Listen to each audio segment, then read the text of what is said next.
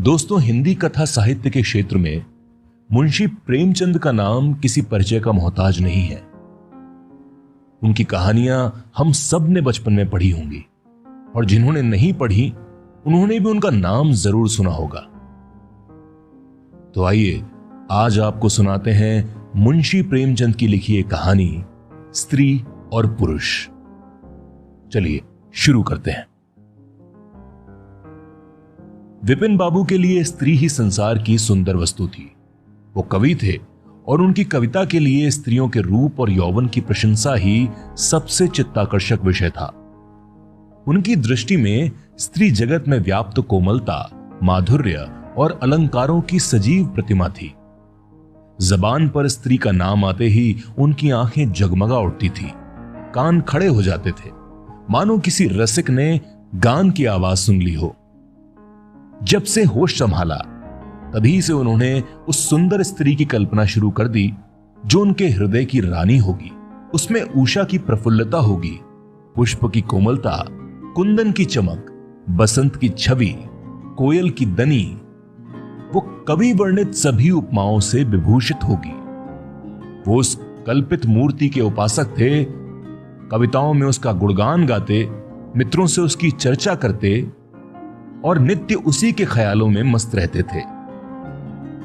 वो दिन भी समीप आ गया था जब उनकी आशाएं हरे हरे पत्तों से लहराएंगी, उनकी मुरादें पूरी होंगी। कॉलेज की अंतिम परीक्षा समाप्त हो गई थी और विवाह के संदेशे आने लगे थे। विवाह तय हो गया। विपिन बाबू ने कन्या को देखने का बहुत आग्रह किया, लेकिन जब उनके मामू ने विश्वास दिलाया कि लड़की बहुत रूपवती है, मैंने उसे अपनी आंखों से देखा है, तब वो राजी हो गए। धूमधाम से बारात निकली और विवाह मुहूर्त आया। वधू आभूषणों से सजी हुई मंडप में आई तो विपिन को उसके हाथ पांव नजर आए। कितनी सुंदर उंगलियां थीं, मानो दीप शिखाएं हों। अंगों की शोभा कितनी मनोहारिणी थी, विपिन फूले न समाये। दूसरे दिन वधू विदा हुई तो वो उसके दर्शनों के लिए इतने अधीर हुए कि ज्यों ही रास्ते में कहारों ने पालकी रखकर मुंह हाथ धोना शुरू किया, आप चुपके से वधू के पास जा पहुंचे। वो घूंघट हटाए पालकी से सिर निकाले बाहर झांक रही थी। विपिन की निगाह उस पर पड़ गई। घृणा, क्रोध और निराशा की एक लहर सी उनमें दौड़ गई। ये वो परम सुंदरी रमणी नहीं थी जिसकी वो बरसों से कल्पना कर रहे थे। ये एक चौड़े मुंह, चिपटी नाक, फूले हुए गालों वाली कुरूपा स्त्री थी।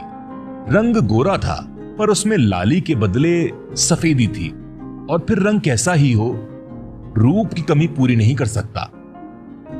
विपिन का सारा उत्साह ठंडा पड़ गया।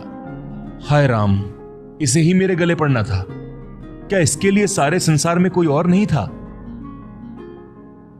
उन्हें अपने मामू पर बड़ा क्रोध आया, जिन्होंने वधू की तारीफों के पुल बांध रखे थे।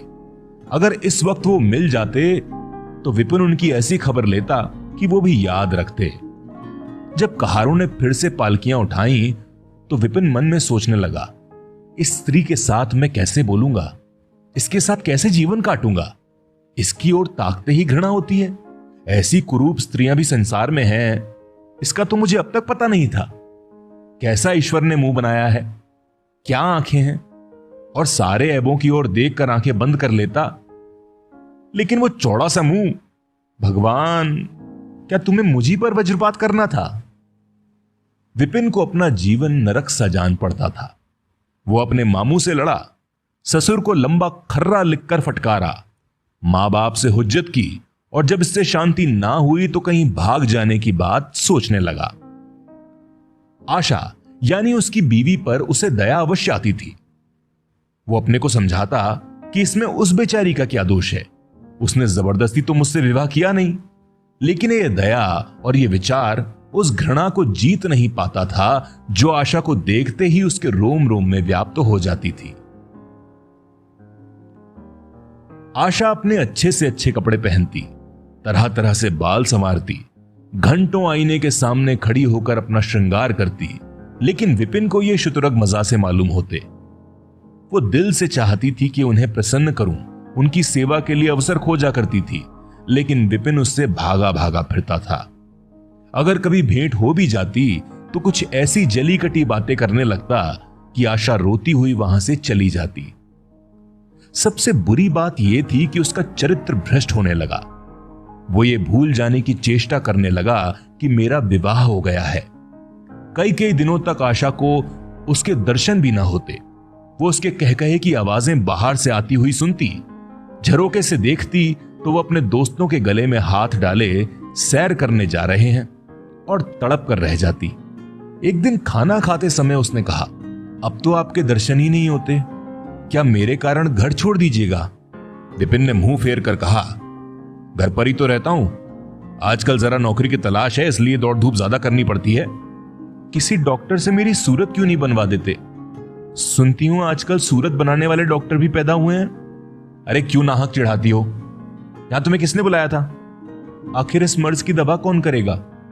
इस मर्ज की दवा नहीं है, जो काम ईश्वर से ना करते बना उसे आदमी भला क्या कर सकता है? तो ये तो तुम ही सोचो कि ईश्वर की भूल के लिए तुम मुझे दंड दे रहे हो। संसार में ऐसा कौन सा आदमी है जिससे अच्छी सूरत बुरी लगती हो? लेकिन तुमने किसी मर्द को केवल रूपहीन होने के कारण कुंवारा रहते देखा है? रूपहीन लड़कियां भी मां बाप के घर नहीं बैठी रहती, किसी ना किसी तरह उनका निर्वाह हो ही जाता है। उनका पति उन पर प्राण न देता हो, लेकिन दूध की मक्खी भी नहीं समझता। विपिन ने झुंझला कर कहा, क्यों नाहक सिर खाती हो? मैं तुमसे बहस तो नहीं कर रहा हूं। दिल पर जब्र नहीं किया जा सकता और ना ही दलीलों का उस पर कोई असर पड़ता है। मैं तुमसे कुछ कहता तो हूं नहीं, फिर तुम क्यों मुझसे हुज्जत करती हो? आशा ये झिड़की सुनकर चली गई। उसे मालूम हो गया कि इन्होंने मेरी ओर से सदा के लिए हृदय को कठोर कर लिया है। विपिन तो रोज सैर सपाटे करते, कभी कभी रात रात गायब रहते। इधर आशा चिंता और नैराश्य से घुलते घुलते बीमार पड़ गई। लेकिन विपिन भूल कर भी उसे देखने ना आता। सेवा करना तो बहुत दूर की बात है। इतना ही नहीं, वो दिल में मनाता था कि वो मर जाती तो गला छूटता। अब की खूब देखभाल कर ही अपनी पसंद का विवाह करूंगा। आशा के बीमार पड़ने के बाद वो और भी खुल गया था। पहले आशा से कुछ दबता था, कम से कम उसे धड़का लगा रहता था कि कोई मेरी चाल ढाल पर निगाह रखने वाला है। पर अब वो धड़का छूट गया। कुवासनाओं में ऐसा लिप्त हो गया कि मर्दाने कमरे में ही जमघट लगने लगे। लेकिन विषय भोग में धन का सर्वनाश नहीं होता, इससे कहीं अधिक बुद्धि और बल का सर्वनाश होता है।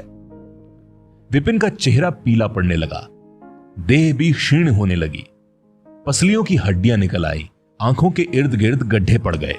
अब वो पहले से कहीं ज्यादा शौक करता, नित्य तेल लगाता, बाल बनवाता, कपड़े बदलता, किंतु मुख पर कांति न थी। रंग रोगन से भला क्या हो सकता था? एक दिन आशा बरामदे में चारपाई पर लेटी हुई थी। इधर हफ्तों से उसने विपिन को नहीं देखा था। उन्हें देखने की इच्छा हुई।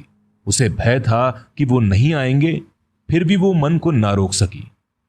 विपिन को बुला भेजा। विपिन को भी उस पर कुछ दया आ गई। आकर सामने खड़े हो गए।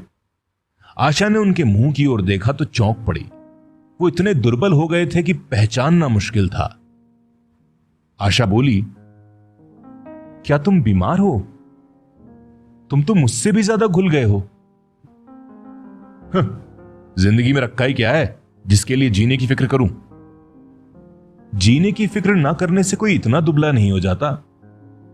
तुम अपनी कोई दवा क्यों नहीं करते? यह कहकर उसने विपिन का दाहिना हाथ पकड़कर अपनी चारपाई पर बैठा लिया। विपिन ने भी हाथ छुड़ाने की आज कोशिश नहीं की। उसके स्वभाव में आज एक विचित्र विनम्रता थी जो आशा ने पहले कभी नहीं देखी थी। बातों से भी निराशा टपकती थी।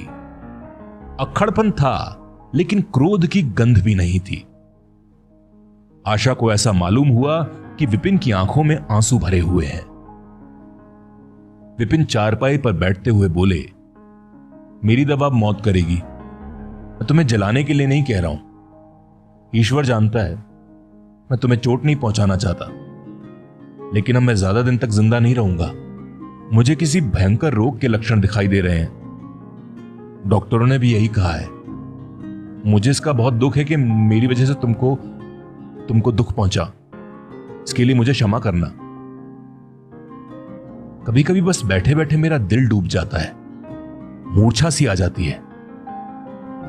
ये कहते कहते विपिन एकाएक कांप उठा।